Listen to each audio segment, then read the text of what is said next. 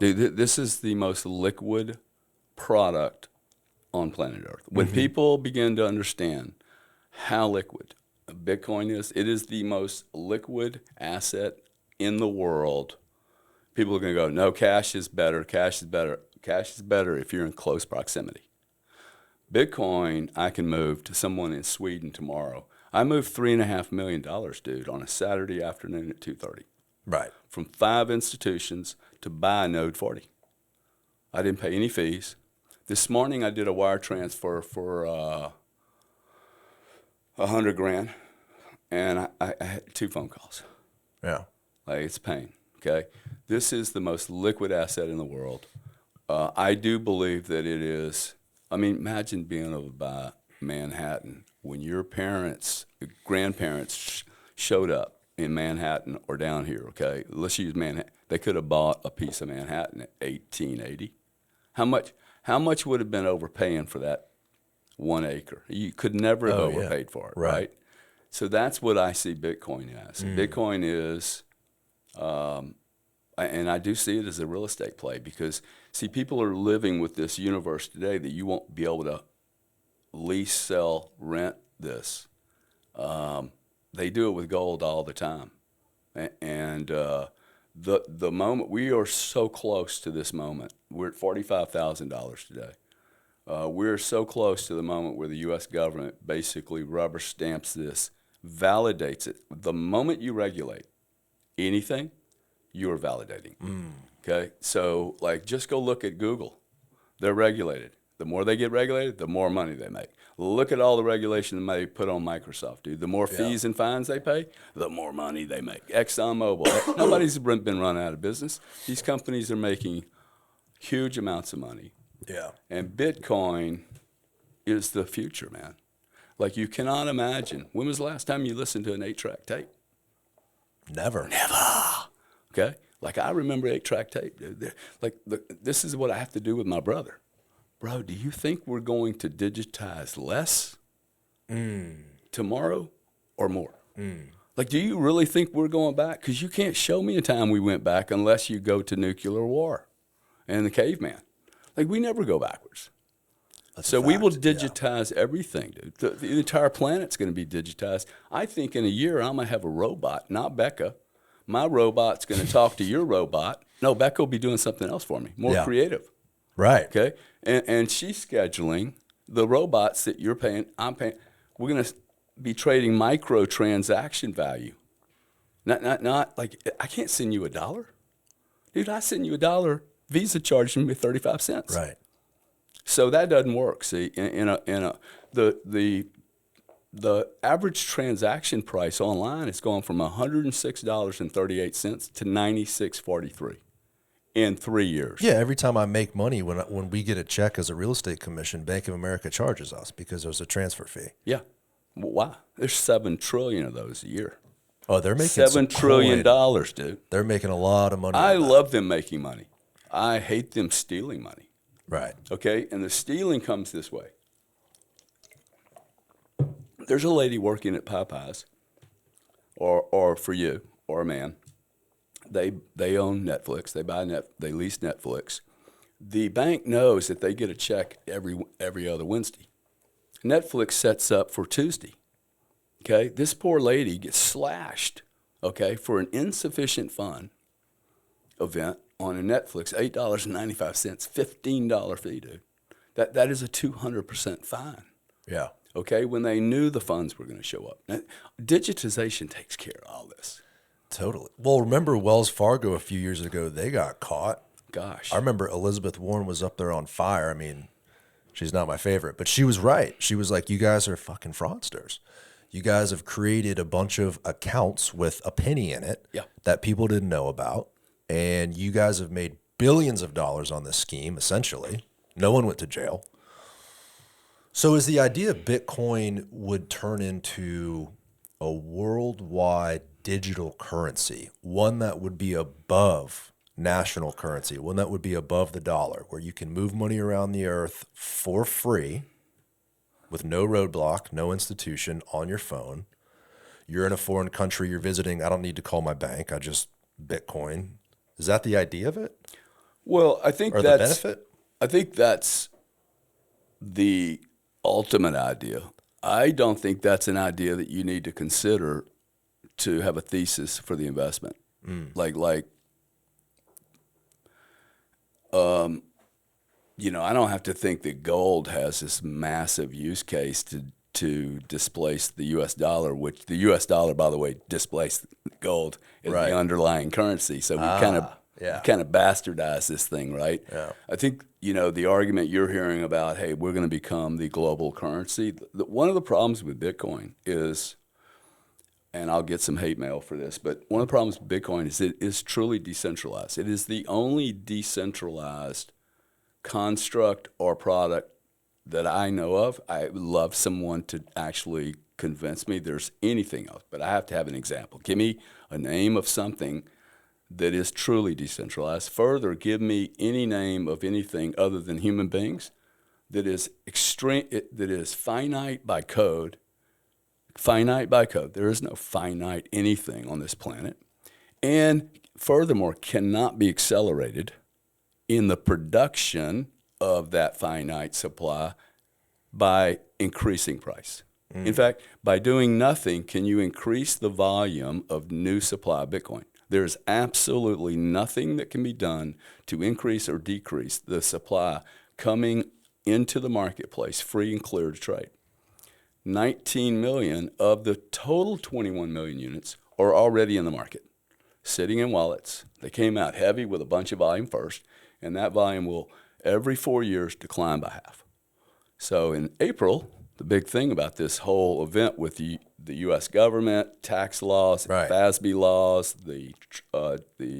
how you're going to be treated for short-term gains, the ETF, all of this is coinciding in April with this thing called the halving, which is code for, hey, when we hit a number of Bitcoin in that 4-year cycle, we reduce the amount of Bitcoin being produced every day. So it goes from 900 units a day to 450 for 4 years. Then it shuts down again. It goes to 225. And this goes on in a declining rate for 140 years. And that's already set up. Dude, it's code. Yeah, code. So now, what do I mean by that? Well, here we have Bank of America and the Fed and the IMF and all these people that we don't even know how they make their money. They create money out of thin air. Here on the Bitcoin pathway, another human being shows up here, Bob. Bob wants to get elected. He might just create some fake money. This cannot happen here. There's no central authority to talk to. There's no CEO to convince. There's no board to manipulate. There's nothing other than code.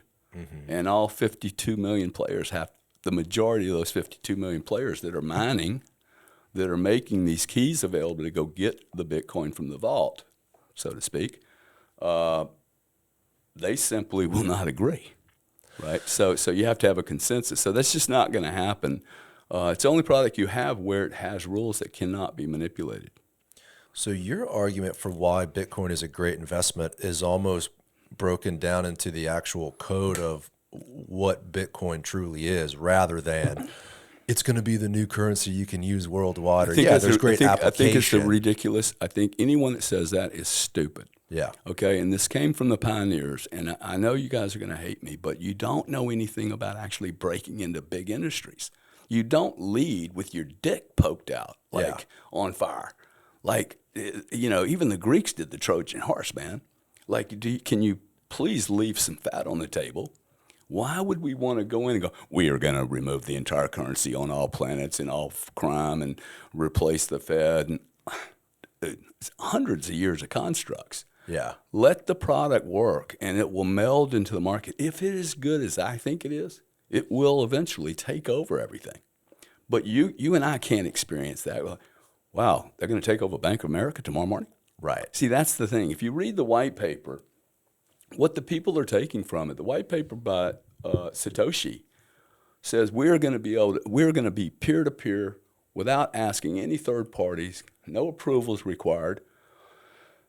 Okay, that's cool, dude, but it's probably not going to happen with 8 billion people tomorrow morning. I could see that happening over a period of time. I'm probably one of the only people that have done large peer-to-peer transactions on Bitcoin. Very few people are. I would never spend any money with Bitcoin. It's a store of value, dude. It would be like you starting to sell your real estate, going, "Hey, man, I'm going to start selling pieces of my real estate down, right, to generate income, and not do anything with money." I've been surprised more real estate people don't get this. Yeah. I think you will, but I think there's been so much carnival noise and sins and crimes and mistakes and people blowing up. I've been doing this so long. These are really natural events. I'm like, oh, yeah, idiot thief. Oh, yeah, that guy blew up. Dude, I know 5 people that blew up businesses in our whole era. I mean, Ken Lay and Jeff Skillings blew up a $70 billion business, right? It just took us forever to figure out, oh, wow. And all of Wall Street was in on it. And Arthur Anderson was in on it, and every accounting firm. Like, so these markets, to me, this market, yes, I'm investing in the technology. Mm-hmm. See, to me, this is a technology play. And to be able to put, I can audit this every 10 minutes. Dude, show me something that is finite. I can audit it. It's audited every 10 minutes. The Federal Reserve, the Pentagon, the U.S. military can't do an audit. Mm-hmm. The gold supply has not been audited in 20 or 30 years. So for me, this offers a really cool 21st century product if you believe that we're not going to go back to an analog age. Right. That this is going to become, look, man, well, you got $2,000 worth of equipment here, and we're doing media podcasting. I'm pretty sure we're ripping CNN's ass up. Yeah. Okay? Let's all do this. Yeah. Good, bad, the good podcasters, the bad, dude, just start lighting up. I'll sell you I got a bunch of cheap cameras. Everyone should do this, okay? Because the first guys that go are the legacy guys. They get ripped to pieces. I guess there's just a lot of bullshit out there with all the other kind of ancillary, like secondary investments. Like, what's those other coins, Ethereum? I mean, that one has some merit, because you can buy. I don't know if it does. Well, see, I don't know because I'm not a technologist. But I think the water's a little muddy because of all that other shit happening at the same time. For a guy like me, who, first of all, hasn't spoken to anyone that's explained it the way you have, but I don't know, man. There's just a lot to pay attention to. Like, my cousin was big into the NFT thing, and he lost, some money on that. And I think that's why guys who like real estate look at an example like that, like a crash, and go, see, there you go. That's why I like real estate. And that's why I like these crashes. Yeah. Because it keeps guys like you that attempt to be rational, but you're not actually making rational decisions because you don't actually know the story. Right. Right? Like my brother, this has put him off a long time. I'm like, yeah, keep up all these crazy stories, man. Right? Because it gives me an opportunity to keep buying. Because, I am so convinced, dude. I believe I will end up much wealthier than my brother. And not that that's my goal. No one has ever seen this opportunity, ever. And I've seen a bunch of them, dude. Yeah. I've seen 4 different massive disruptions, and this is the 5th one. And it's going to be the monster of all disruption events in history, and it's coming at the exact same time with automation. So it actually makes sense, see, because you're not going to have a robot sending a check form out.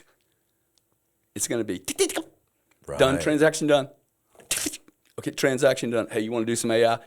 Transaction done, no credit risk. Payroll, whatever. Yeah. Everything, okay? And it doesn't hurt that. Give you a good example how this is valuable. Ryan, we did that party. The fire department comes. I throw a party about every 3 or 4 months. You guys will have to come to the next one. Fire department group shows up. We raise $40,000. It was about $30,000 more than they were expecting. And Greg called me up and said, "Hey, look, we're giving the money." I said, "No, you can't give them all the money. Okay, you got to hold back $10,000 and put it in Bitcoin." Bitcoin was at $17,000, $18,000. If they haven't sold it, dude, we made them $100,000.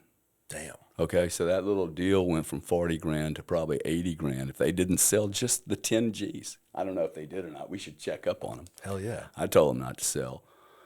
You know, there's an area where they didn't need all the money. They would never have done it. But what have we done? We've now given them an experience with Bitcoin that at least why wouldn't they open their window up and go, well, we'll accept Bitcoin. Now, you mentioned Ethereum and all these other.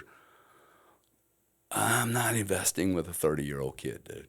Okay, so that's kind of the difference. It's $300 billion. Ethereum is valued at $300 billion. And this is the difference between Bitcoin. First off, Bitcoin, I get nothing out of this, okay? It's not like I belong to the Bitcoin society and I get a royalty from all my promotion. Bitcoin is Bitcoin.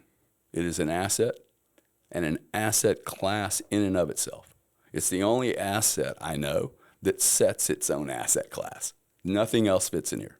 That's true. Energy, electricity, natural gas, nuclear fuels, gasolines, they all fit in that asset class. Altcoins should fit in the class of going to 7-Eleven and buying a lottery ticket, or you and I throwing some dice on the floor. Right. I mean, it's just, who knows, dude? I don't know. Yeah. I don't really know about Ethereum. I do know that Bitcoin has no central authority to call. There's no one that can be served a subpoena.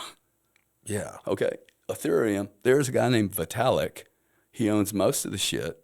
He's the god, 29, 30 years old. I've never known anybody worth trillions of dollars or billions of dollars at 30 years old that could handle it, much less all the adulation.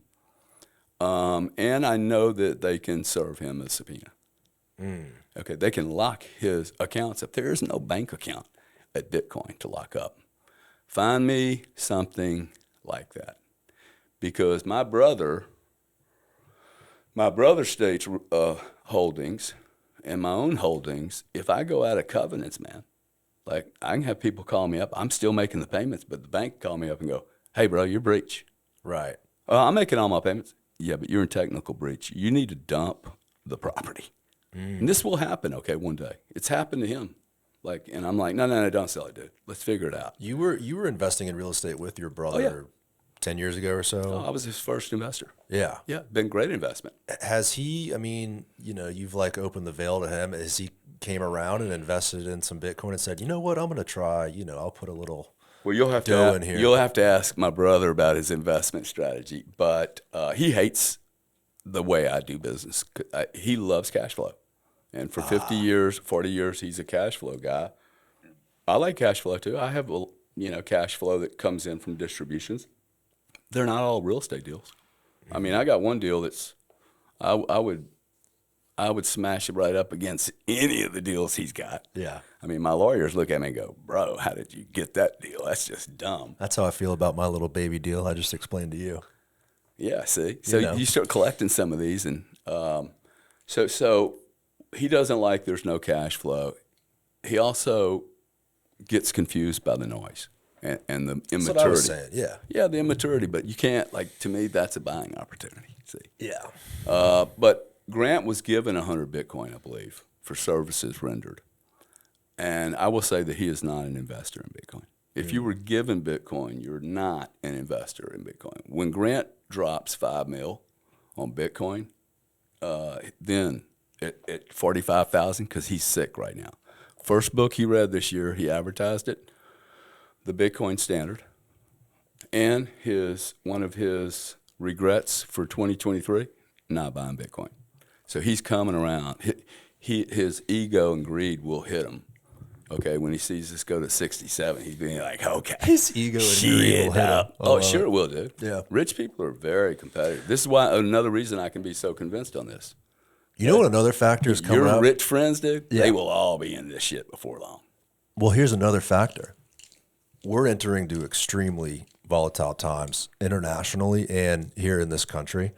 There is some crazy stuff happening internationally with Ukraine and Russia, and then There's Israeli crazy shit happening right here. Well, in this country for sure, dude. Like Illinois, California, Washington. Maine, you can't run for office. Yeah, Really? Colorado. Whoa, Colorado. Oh, There's no, we're some going to change our scary mind. stuff. I think the more stuff like that happens, the more people will turn to Bitcoin and say, you know what? people can't fuck this up because people aren't involved. And that's, I think, a huge driver of something like Bitcoin. It's the same reason why Florida's gotten so many people. The reason why so many people have moved here, I don't know if this was a factor for you, but LA was in trouble. Seattle was in trouble. Chicago was in trouble. New York was in trouble. I've been in this business for 10 years, real estate brokerage. First 5 years, we never had people from California looking on this coast. I mean, rarely. And now every other call, hey, we're moving in from Beverly Hills. We want to buy a place. One of the guys bought a beach house from us on Casey Key, which is in Sarasota. And he said he didn't feel safe with his wife walking around the neighborhood. I don't feel safe. My wife, she walks at night. I'm like, dude, you live in Beverly Hills. He's like, things are different now. So when things happen that scare people, they turn to alternative ways to live or make money or invest or whatever. I think Bitcoin's a big part of that. Yeah, yeah, and I think it's the ultra wealthy are going to drive this at this point. Once you get all this validation, ETFs. I mean, take Grant. He has no allocation of any relevance whatsoever. For him, 100 Bitcoin, I think it's and it was given to him. Maybe it's enough for him. I mean, he'll definitely do well. Yeah. But they will all come around, man. There's 400,000. I wouldn't be waiting for all the news. There's 400,000 ultra wealthy players on planet Earth. Got to remember, this is not a U.S. product. Right. This is a global. Yeah. Okay? This is Sheikh Maki Rocky with $1 trillion in real estate. Bro, he's going to stick $100 million in Bitcoin. Yeah, why not? And not just for the sovereign risk, to have it in his USB port, okay, to be able to go, okay, when the king gets ready to slaughter me, I get to roll, dude. I get to get on the 650, and I got $100 million. Nobody can touch it. I didn't even think about that. Oh, Does dude, it operate flight similar risk. to a Swiss bank account type situation where you can kind of No, without the Swiss part. damn? Like, So it's even the better. Garrett Bank. Garrett Bank. I didn't even think about that application. LLC. Oh, dude, I could whack as much money as like instantly to you. Don't even have to touch you. I can just poof.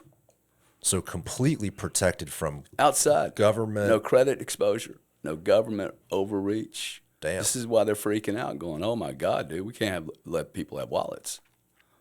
See, the Right. government's actually showing you they're scared the U.S. dollar could get unwound. And I'm saying, no, this could take forever, dude. But the government's going, hey, we cannot have people handling their own wallets. Well, you've been letting people do cash transactions forever, Yeah. right? So what they should do is just remove all the cash from the market. Why won't they do that? Because that's the solution, dude. Remove all the U.S. dollars from the market, the paper. That's where all the crime is. It's not in Bitcoin. You should never do it. I believe there's hundreds of people right now that made a bunch of money in years like prior 5 years sitting on Binance. They thought they were never going to be known, anonymous. Every one of them are known now.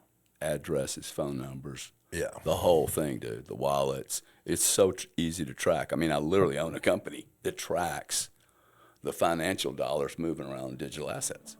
This is a whole brand new industry, dude. If you enjoyed this clip, click here for the full episode and make sure to subscribe. Thank you guys for watching.